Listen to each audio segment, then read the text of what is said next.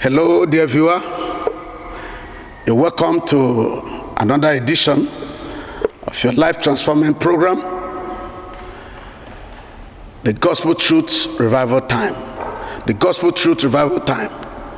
Coming your way, courtesy of the Anna and Joseph Foundation from the Advent Cable Network Nigeria.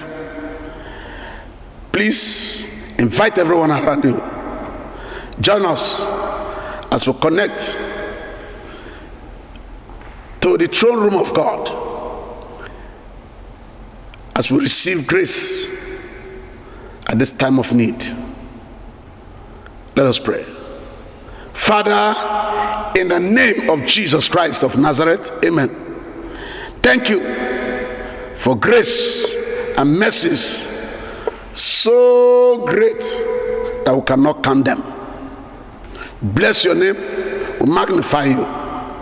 Give you thanks for all you have been doing in the time past, all you are doing in the present, and great and mighty things you will yet do in the days to come.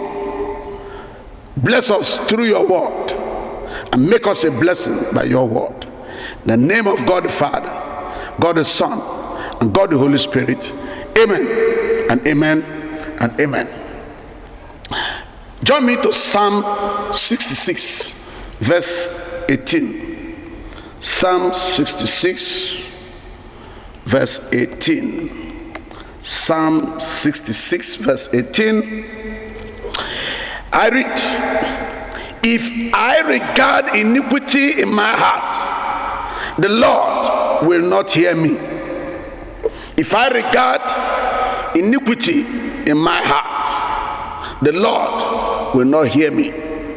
Now some versions will say, if I had regarded iniquity in my heart, the Lord would not have heard me.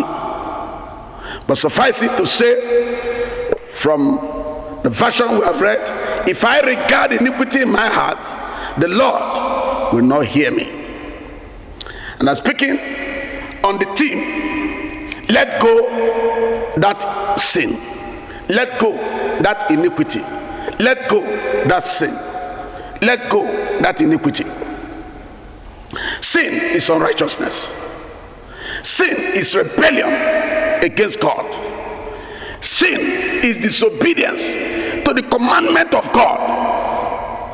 Sin is man outrightly choosing his own ways rather than the ways of God. That's why the Bible said that to him that knoweth what is good and refuses to do it, to him or her it becomes a sin. Now the psalmist here points to the fact that when we regard sin, when we bottle up sin, when we accommodate sin, when we patronize sin, when we live in sin, when we delight in sin,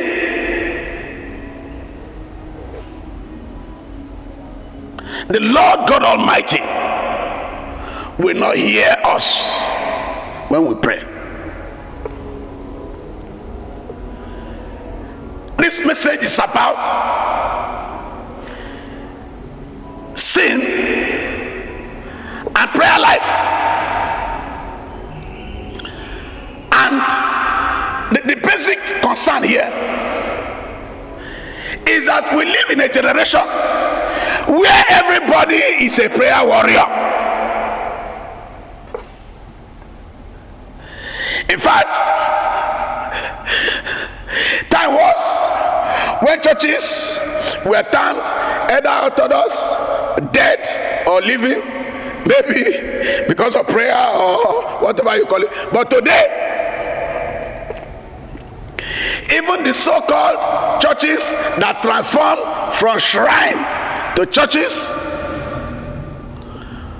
from native doctors' houses and homes to churches now even pray more than the so-called Pentecostal churches or fire churches. In fact, there are different kinds of prayers today. I was watching a clip recently on Facebook where people, especially women, in fact there was this plumpy woman who, her fist was clutched, and then she was like boxing as if she was in a heavyweight boxing ring, all in the name of prayer. Oh my God. And you need to see the energy with which she was doing it. In fact, if she does that kind of do I call it exercise now, prayer, consecutively for 1 week, she will reduce her weight. Maybe that would be the first advantage of that prayer. But the truth of the matter is that whether we pray boxing, whether we pray shouting, whether we pray jumping, whether we pray rolling on the ground, the fact remains that if sin is not dealt with, if the issue of sin is not done away with, God will not hear. And my concern is this: of what use will it be to shout all the shout in the place of prayer, to make all the gymnastics in the name of prayer, to do all the boxing and wrestling in the name of prayer, and at the end of the day, God, to whom the prayer is being made to, will not hear. God forbid. God forbid that our noise, our prayer, our shout will be as an empty noise before God. That's the cross of the matter here. I think that is what the psalmist is trying to draw attention to when he said, if I regard, if I hide, if I bottle iniquity in my heart, the Lord will not hear me. No wonder the Bible says that the prayer of a sinner is an abomination before God. Now, let us look at Proverbs chapter 28 verse 9. Proverbs 28 verse 9. Proverbs 28. Now I want to read, because we're talking about the danger of living in sin, harboring sin, harboring iniquity, and still expecting God to answer our prayer. And so let's see what God is saying in Proverbs chapter 28 verse 9. And I read, he that turneth away his ear from hearing the law, even his prayer shall be abomination. He that turneth away his ear from hearing the law, even his prayer shall be abomination. He that refuses to obey the word of God, he that refuses to obey the commandment of God, he that deceives him or herself by saying that we are under grace and not under the law, and so we can disobey the law and the commandment of God, we can live outside the word of God so that grace will abound. The Bible says, and I read again, he that turneth away his ear from hearing the law, even his prayer shall be abomination. Dear viewer, could it be that all your prayers have been an abomination before God as a result of the fact that you have refused to obey God's word? You have refused to follow Jesus Christ. You have refused to abide by the word of God. Hear me. Faith cometh by hearing, hearing by the word of God. So you can tell me that you have faith in God, you have faith in Christ, outside the word of God, outside the knowledge of God's word, outside obedience to the word of God. Oh my Father in heaven, we even live in a generation where people now choose the word of God to obey and the word they don't want to obey. And of course, they easily tell you, we are under grace, we are not under law. Yet Jesus came not to throw away the law, but to fulfill it. Those who are in this era are quick to claim Abraham's blessings, but are not ready to sacrifice their Isaac just like Abraham did. They are quick to sing, Abraham's blessings are mine, but the responsibilities and the works of faith that Abraham did, they are not ready to do. They are quick to claim the blessings of Deuteronomy 28, 1 to 40, but they don't want to look at the dangers of disobedience and rebellion to the commandment of God, as in from verse 15 following of that same Deuteronomy 28. That's the generation we are in. Let go of that sin. Run away from that sin. Depart from that iniquity. That's what this message is all about. That's the core of this message. Run away from that sin before that sin will destroy you. Run away from that adultery before this sin of adultery will destroy your marriage, will destroy your life. Run away from that sin of fornication. I mean, living with that man, that woman that is not your wife, that is not legally married to you, before that life of sin will destroy you. Very recently I was at the airport. Of course I missed my flight. And then as I was just walking out of the airport, I didn't really know, but I met this security man at the door, a man and a woman, and I started ministering to them, telling them the need to give their life to Christ, that I just missed my flight, and that is how it will be when Jesus will come. That many of us, we miss that flight to eternity. And then what the young man was asking me is, are you really sure that there's heaven or hell? I said, well, I am not here to argue with you. I don't argue with people. I only tell you the truth of the gospel, just like we're doing now. I'm not here to argue with you about the reality of heaven or hell. But the truth of the matter is, will it not be better to be prepared for heaven?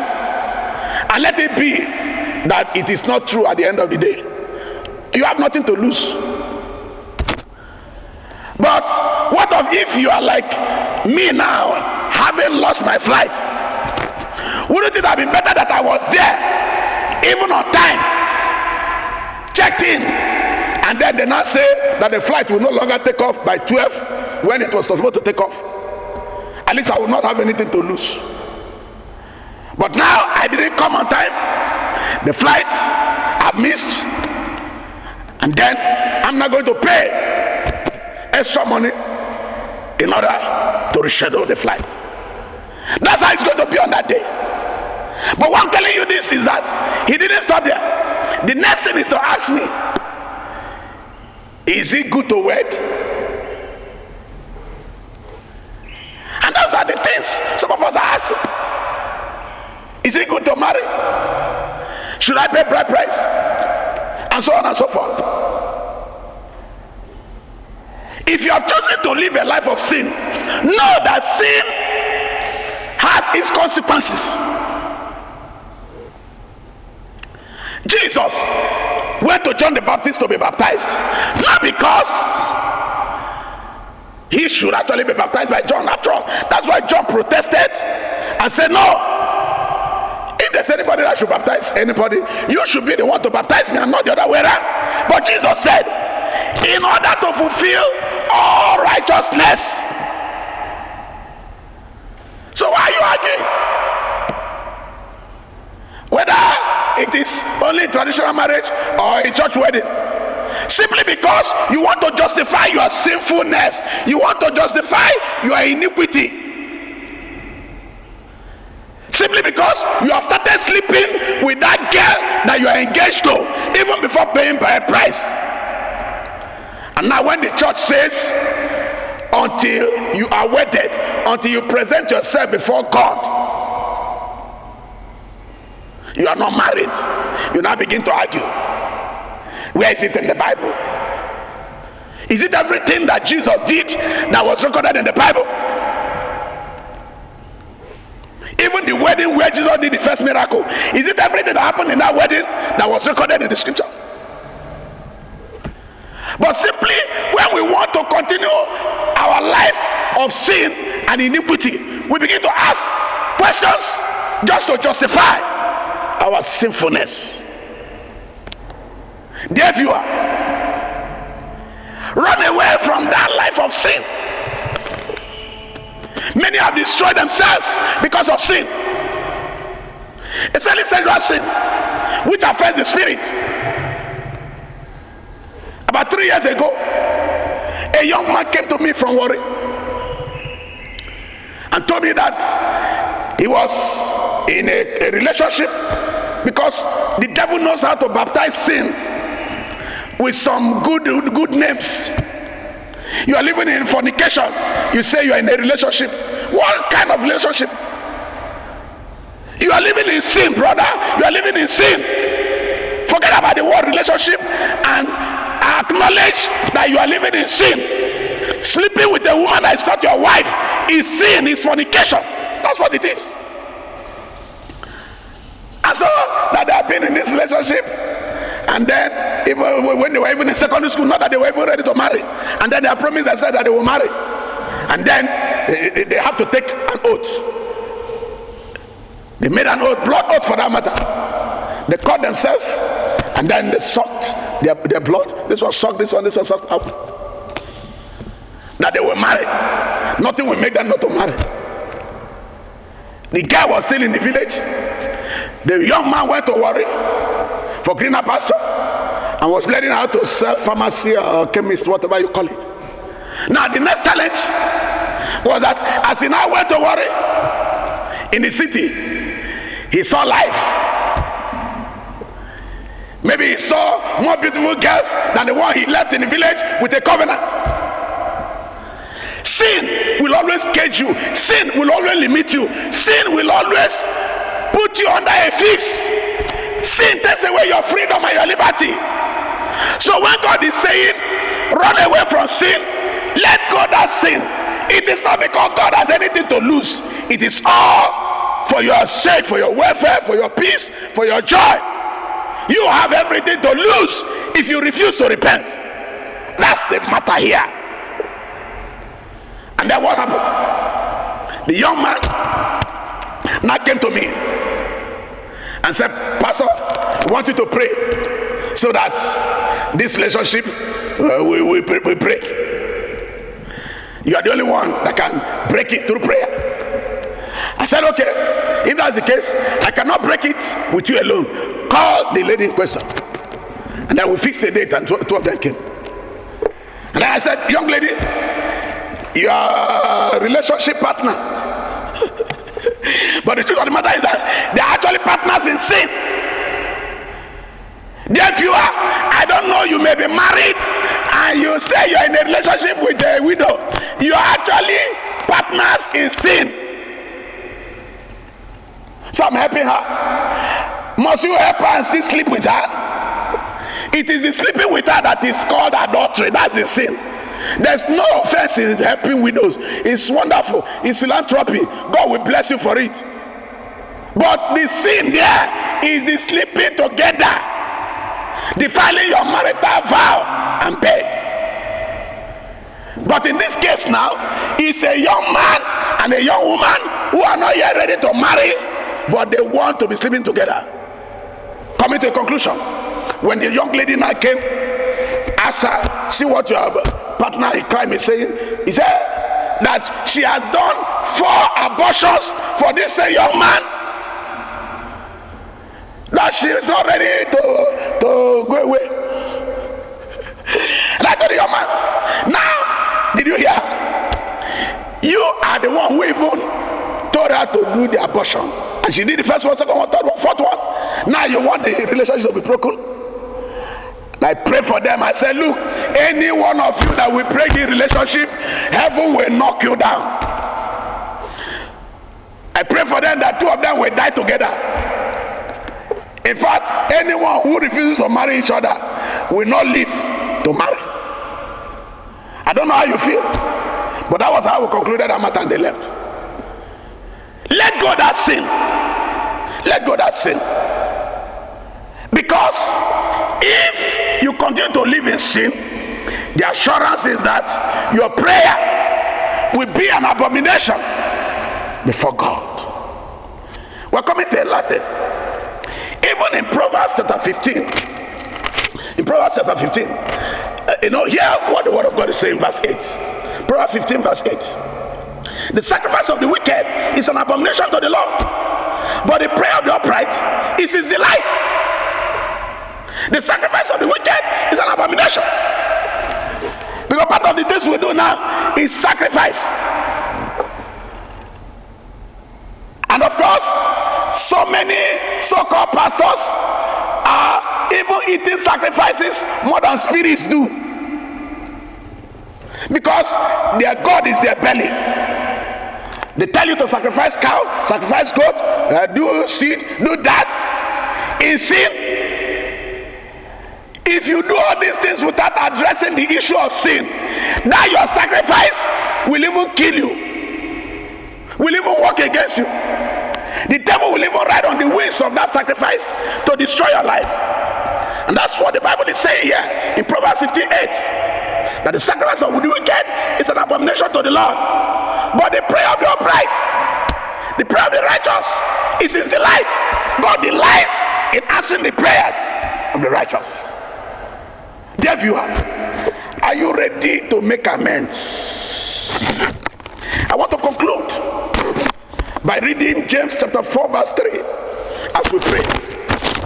James, the apostle, writing to the believers, has this to say on this matter that we are dealing with. In James chapter 4 verse 3, and I read, ye ask and receive not, because ye ask amiss, that ye may consume it upon your lusts.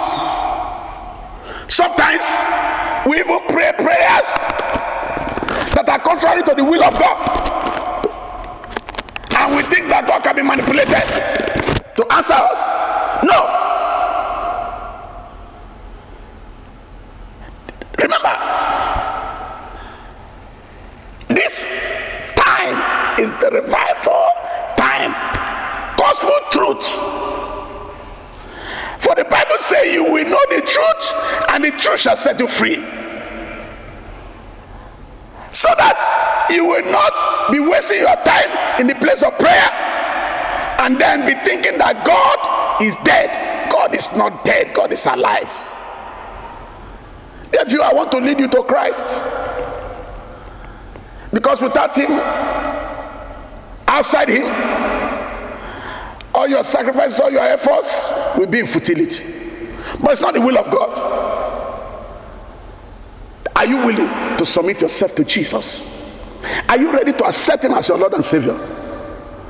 Are you ready to enter a covenant relationship with him today, so that he will give you the power to live unto God in righteousness?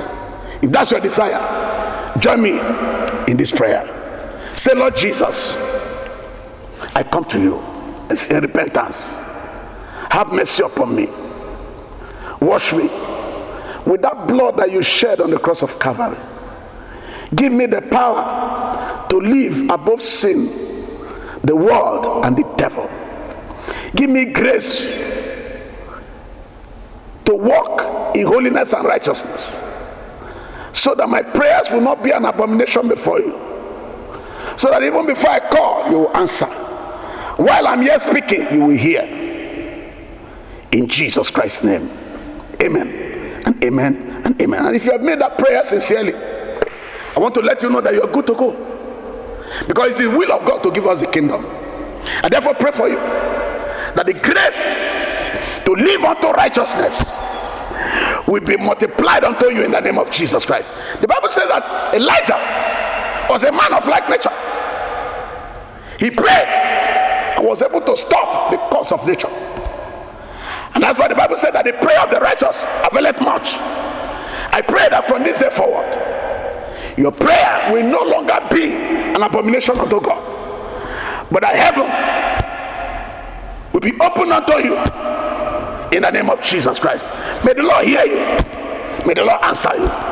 May the Lord meet you at the point of your need, even through this telecast. Are you troubled? Are you oppressed? Are you sick in mind, body, or soul? Are you frustrated? Are you disappointed?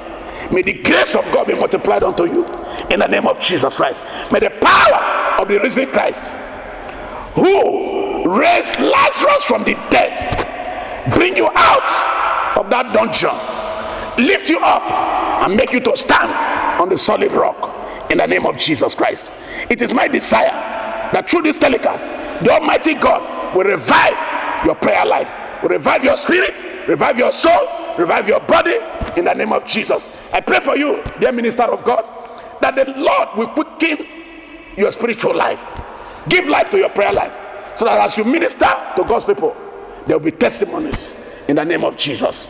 Until we come your way again on another life transforming edition of this program, our prayer is that the Almighty God, who answers prayers, will hear you from heaven, heal your land and heal your life, and make you a blessing to your generation.